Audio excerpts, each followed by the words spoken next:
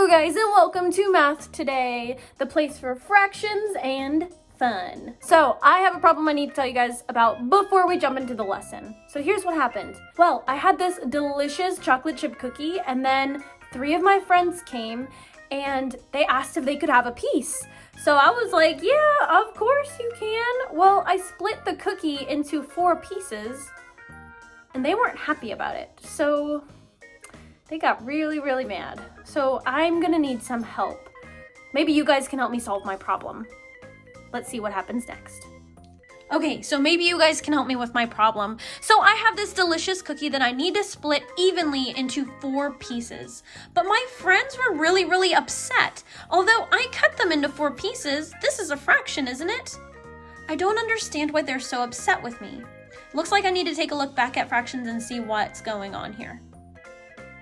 But first, a recap. What are fractions? Fractions are equal parts of a whole. So let's take a look at a whole first. A whole number is going to be represented by a big number. We have a whole. It's not cut up into any pieces. So let's go ahead and look. We have a whole circle, a whole square, and a whole rectangle. They're not divided. They're not partitioned in any way. So a new word we're going to start looking at is partitioned. To partition something means to split equally. So let's take these same shapes and partition them into halves. Now remember, for a fraction, to be a fraction, it must be equal. So we have our circle, our square, and our rectangle. To partition, you will split them evenly. And now the next step, since you guys are doing so fabulous, is you need to label each piece. So remember, when you're labeling a fraction, the bottom is the whole and the top is the part that you're labeling. For example, this part is labeled 1/2 because this is one part of the whole of both of the 2 pieces. Next, let's take a look at fourths. We're going to take our very same shapes, a circle, a square, and a rectangle. Now we need to partition these or split them evenly into 4 pieces. So let's go ahead and take the circle. We're going to split it right down the middle. And remember, your next step, since you guys are doing so fantabulous, is going to be putting and labeling each piece. So each one is one of the 4 total pieces. Same thing for the square. We're going to go ahead and cut those into 4 pieces. And now for this rectangle, this is where it can get tricky. You need to make sure these are even pieces. So I'm going to go ahead and split down my middle. And each one is about equal. Next, we are going to partition these shapes into 1/8. So partition means to split evenly. So I have my circle, I have my square, and I have my rectangle. Now, as the pieces get smaller, you really need to be extra careful to make sure you are partitioning them equally, so you truly do have a fraction.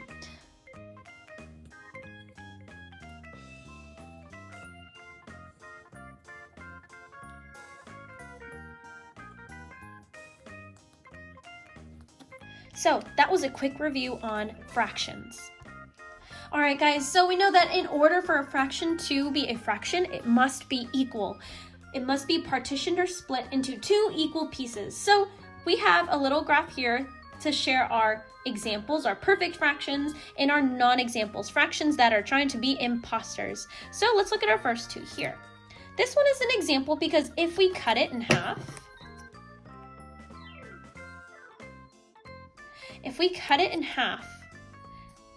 they're exactly the same.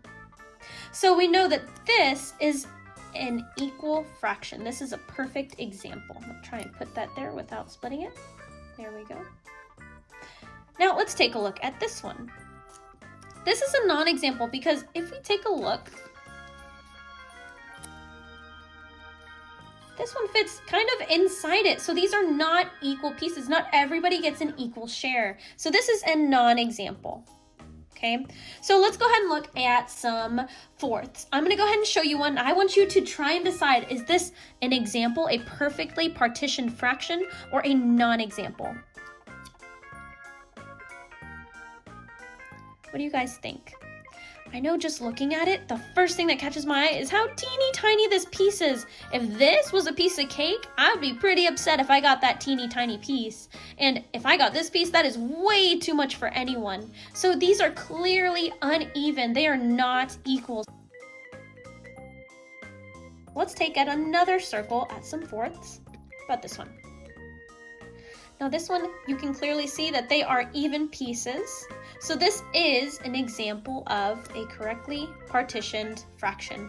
Now, let's kind of change it up a bit because you guys are really, really good at this. I'm going to show you a shape that we have yet to partition. What about this guy? Is he partitioned evenly into halves? Well, while I'm looking at it, I can clearly see if I were to cut this in half,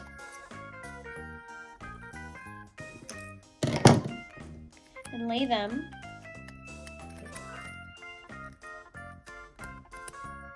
daisy, excuse me.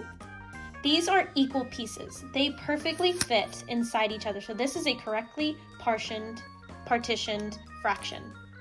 So that's going to go right over here. Now let's take a look at the same shape but partitioned differently. Is this an example or a non-example? Now if we cut this one in half,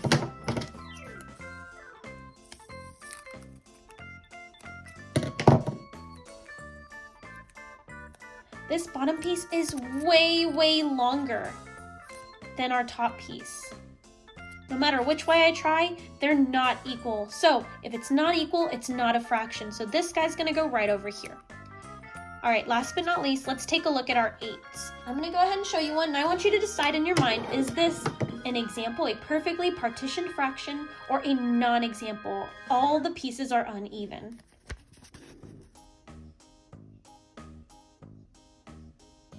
Well, just by looking at it, I can see that these are pretty evenly partitioned. So this is a perfect example of cutting a rectangle into 8s. Now let's take a look at this one. Is this an example or a non-example?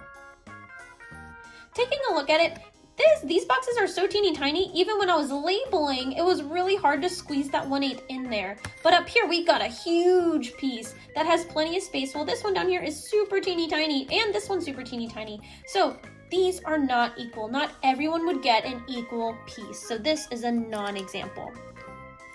So after some of that practice, I think it's time we go back to the cookie problem and see why exactly my friends were so mad.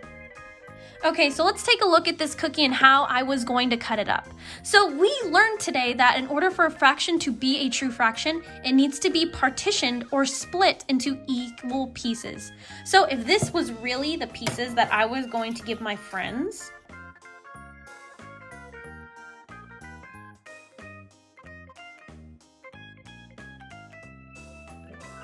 okay, so this is my cookie all split up. Now let's take a look if it's an example or a non-example. This looks like the smallest piece, and that doesn't seem too fair, does it? So I guess that kind of explains why they were so mad at me. Well, I guess I need help cutting this cookie into, whoops, stay there. I need help cutting this cookie into 4 equal pieces. So let's take a look.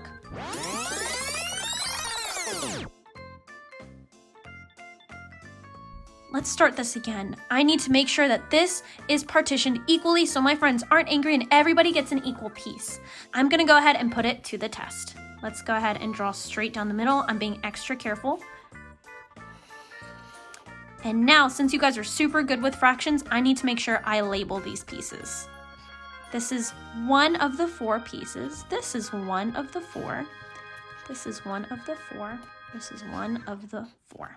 Okay, I'm gonna cut it up and let's see how I did.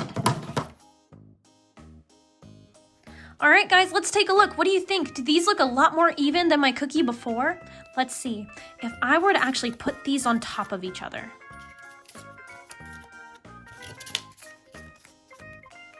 And look at that, they all fit perfectly. This is a perfect example of a fraction.